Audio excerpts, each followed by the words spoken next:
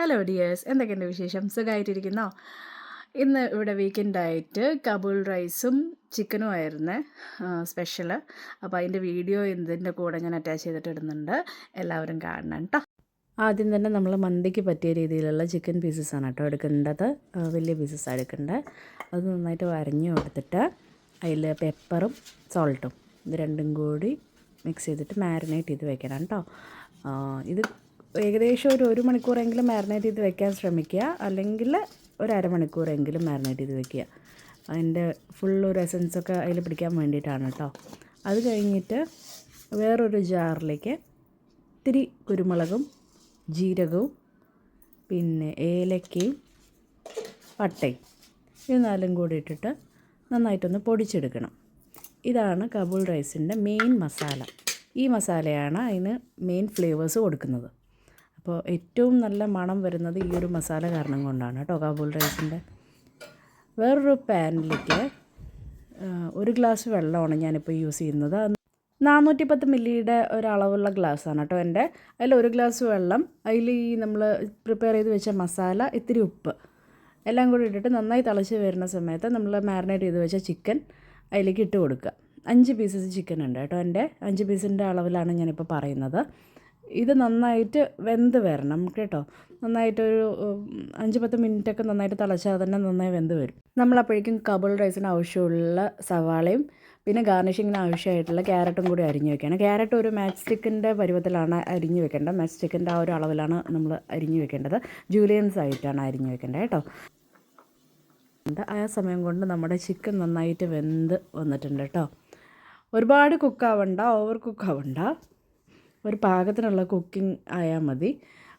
ശരിക്കും ഉടഞ്ഞു പോണ രീതിയിലുള്ള കുക്കിംഗ് ഒന്നും ചെയ്യണ്ട കേട്ടോ. അതിൽ ഒരു 5-10 മിനിറ്റ് മാക്സിമം, കൂടുതൽ ടൈം കൊടുക്കണ്ട. 5-10 മിനിറ്റ് ഇട്ട് കഴിഞ്ഞാൽ തന്നെ നന്നായിട്ട് അത്യാവശ്യം നല്ല രീതിയിൽ കുക്കായിട്ട് കിട്ടും. പിന്നെ നമ്മൾ വേറെയും പാനിലിട്ടിട്ട് ഒന്നും കൂടി ഒന്ന് മൊരിയിച്ചിട്ടെടുക്കുന്നുണ്ട്. അപ്പോൾ ഒന്നും കൂടി കുക്കായിക്കോളും കേട്ടോ. അപ്പോൾ ഈ ഒരു പ്രോസസ്സ് ഇവിടെ കഴിഞ്ഞു. ആ ചിക്കൻ സ്റ്റോക്ക് ഇനി കളയണ്ട. ആ സ്റ്റോക്കിലാണ് നമ്മളിനി ചോറ് വേവിക്കാൻ പോകുന്നത് കേട്ടോ. അരി ഇട്ടിട്ട് വേവിക്കാൻ പോകുന്നത് ആ ഒരു സ്റ്റോക്കിലാണ്. അപ്പോൾ അത് കളയണ്ട. നമ്മൾ ചിക്കൻ വേവിച്ചില്ലേ, അതേ പാനിൽ തന്നെ സ്റ്റോക്ക് മാറ്റിയിട്ട് ഞാൻ ആ പാനിൽ തന്നെ കുറച്ച് എണ്ണ ഒഴിച്ചിട്ട് സവാള വഴറ്റിയെടുക്കുന്നുണ്ട് കേട്ടോ. സവാള മാക്സിമം നൈസായിട്ട് അരിയാൻ നോക്കുക. പിന്നെ ഞാൻ അരി എടുത്ത് വെച്ചിരിക്കുന്ന ബാസ്മതി റൈസാണ്. 2 ഗ്ലാസ്സാണ് ഞാൻ അളവ് എടുത്ത് വെച്ചിരിക്കുന്നത്. 410 മില്ലി തന്നെയാണ് എൻ്റെ. ആ ഗ്ലാസിൻ്റെ അളവാണ് 410 മില്ലി. ആ ഗ്ലാസിൻ്റെ അളവിൽ തന്നെയാണ് ഞാൻ എടുത്ത് വെച്ചിരിക്കുന്നത്. സവാള നന്നായിട്ട് വഴണ്ട് വരുന്ന സമയത്ത് നമ്മൾ മാറ്റി വെച്ചിരിക്കുന്ന സ്റ്റോക്ക് ഇതിലേക്ക് ഒഴിച്ചു കൊടുക്കുക. നേരത്തെ ചിക്കൻ വേവിക്കുന്ന സമയത്ത് 1 ഗ്ലാസ് ഞാൻ ആദ്യം ഒഴിച്ചിട്ടുണ്ടായിരുന്നു. വീണ്ടും കുറച്ചും കൂടി ഞാൻ ഒഴിച്ചു കൊടുത്തു. ഇപ്പോൾ എനിക്ക് 2 ഗ്ലാസിൻ്റെ അളവിലുള്ള വെള്ളം സ്റ്റോക്ക് അതിലിപ്പോൾ കിട്ടിയിട്ടുണ്ട്. അപ്പോൾ 2 ഗ്ലാസ് സ്റ്റോക്കും പോരാത്തതിന് 1 ഗ്ലാസും കൂടി ഞാൻ എക്സ്ട്രാ വെള്ളം ചേർക്കുന്നുണ്ട്. 2 ഗ്ലാസ് അളവ് അരിക്ക്. വേണമെങ്കിൽ മാത്രം 1 ഗ്ലാസും കൂടി എക്സ്ട്രാ ചേർത്താൽ മതി വെള്ളം. നിർബന്ധമില്ല. ഓരോ റൈസ് ഓരോ വേവാണ്. ഇപ്പോൾ റൈസ് ചേർത്ത് കൊടുത്തതിൻ്റെ ഒപ്പം തന്നെ ഞാനൊരു ചിക്കൻ ക്യൂബും കൂടി ഇട്ട് കൊടുത്തിട്ടുണ്ട് മാഗിയുടെ. ഒപ്പം തന്നെ നമ്മൾ പൊടിച്ച് വെച്ച മസാലയും അതും ഇപ്പോൾ ഈ ഒരു സ്റ്റേജിൽ തന്നെയാണ് ഇട്ട് കൊടുക്കേണ്ടത്. ഉപ്പ് വേണമെങ്കിൽ ഈ ഒരു ടൈമിൽ നോക്കിയിട്ട് നമുക്ക് ഇട്ട് കൊടുക്കാൻ ആവശ്യമുണ്ടെങ്കിൽ. ചിക്കൻ ക്യൂബിൽ അത്യാവശ്യം ഉപ്പുണ്ടാവും, അപ്പോൾ അതുകൊണ്ട് നോക്കിയിട്ട് തന്നെ ഇടുക കേട്ടോ. അരി ഇട്ട് കൊടുത്ത ശേഷം 2 to 3 മിനിറ്റ് നല്ല ഹൈ ഫ്ലെയിമിൽ വെച്ചിട്ട് നന്നായി തിളപ്പിച്ച് കഴിഞ്ഞ ശേഷം അടച്ച് വെച്ചിട്ട് വേവിക്കുക. ഇടയ്ക്കിടയ്ക്ക് നമുക്കൊന്ന് ചെക്ക് ചെയ്ത് കൊടുത്താൽ മതി. ഇനി ഇത് ഗാർണിഷ് ചെയ്യാനുള്ള റൈസിൻസും ക്യാരറ്റും കൂടെ ഒന്ന് വറുത്തെടുക്കണം കേട്ടോ. ഞാൻ ബട്ടറിലാണ് വറുത്തെടുക്കുന്നത്. ബട്ടർ ഇട്ട് കഴിഞ്ഞ ശേഷം റൈസിൻസ് ഇട്ടിട്ട് കുറച്ച് ഷുഗറും കൂടി ഇടുക. അതിൻ്റെ ഒരു ടേസ്റ്റ് എൻഹാൻസ് ചെയ്യാൻ വേണ്ടിയിട്ടും ഒരു കളർ കിട്ടാൻ വേണ്ടിയിട്ടുമാണ്. ഒരു കാരമലൈസ് ആയിട്ടുള്ള ഒരു കളർ ക്യാരറ്റിലും കൂടി കിട്ടാൻ വേണ്ടിയിട്ടാണ് നമ്മളങ്ങനെ ചെയ്യുന്നത്. വേറൊരു പാനിനെടുത്ത് ഞാൻ ഗ്രില്ലെടുത്തിരിക്കുന്നത്. ഗ്രില്ലില്ലെങ്കിൽ നോർമലായിട്ടുള്ളൊരു തവയിലും നമുക്കിത് ചെയ്തെടുക്കാം. ഒരു കുഴപ്പമില്ല, ഗ്രില്ല് തന്നെ വേണം, നിർബന്ധമില്ല.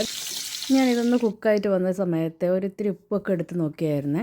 അപ്പോൾ ആ ടൈമിൽ കുറച്ച് ഉപ്പിൻ്റെ കുറവുണ്ടായിരുന്നു. അപ്പോൾ ഞാൻ ഡയറക്റ്റ് ഉപ്പ് ചേർത്ത് കഴിഞ്ഞാൽ ചിലപ്പോൾ അങ്ങോട്ടും ഇങ്ങോട്ടായിട്ട് പിടിച്ചിട്ട് ഒരു രുചി ഉണ്ടാവില്ല. അപ്പോൾ ഞാൻ ഇത്തിരി ഇളം ചൂട് വെള്ളത്തിൽ ഉപ്പ് മിക്സ് ചെയ്തിട്ടാണ് ഒന്ന് ഒഴിച്ചു കൊടുത്തത്. അപ്പോൾ എല്ലാം അവിടെ ഈക്വലായിട്ട് പിടിക്കും.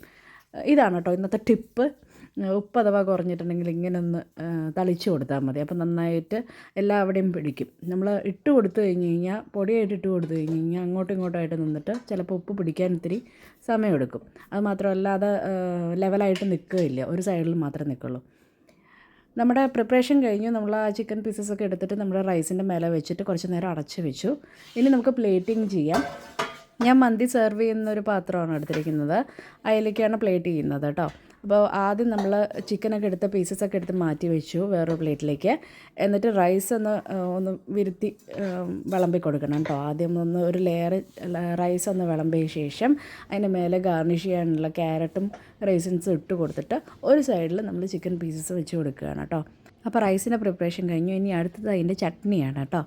ചട്നിക്ക് നമ്മൾ മെയിനായിട്ട് എടുക്കുന്നത് തക്കാളി, സവാള, വെളുത്തുള്ളി, മല്ലിയില, പച്ചമുളക്, നാരങ്ങയുടെ നീര്, ഇതെല്ലാം കൂടി ചേർത്തിട്ട് നന്നായിട്ടൊന്ന് അരച്ചെടുക്കണം. കഴിഞ്ഞു, അത്രയേ ഉള്ളൂ. അതിൻ്റെ പണി അത്രയേ ഉള്ളൂ. പാകത്തിന് ഉപ്പും കൂടി ചേർക്കുക.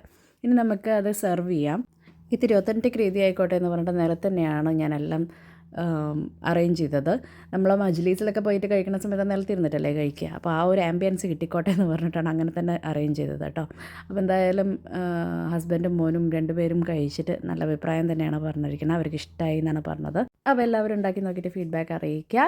അപ്പോൾ ഇന്നത്തേക്ക് ടാറ്റാ, ബൈ ബൈ. എല്ലാവരും ഷെയർ ചെയ്യുക, ലൈക്ക് ചെയ്യുക, സബ്സ്ക്രൈബ് ചെയ്യുക. താങ്ക്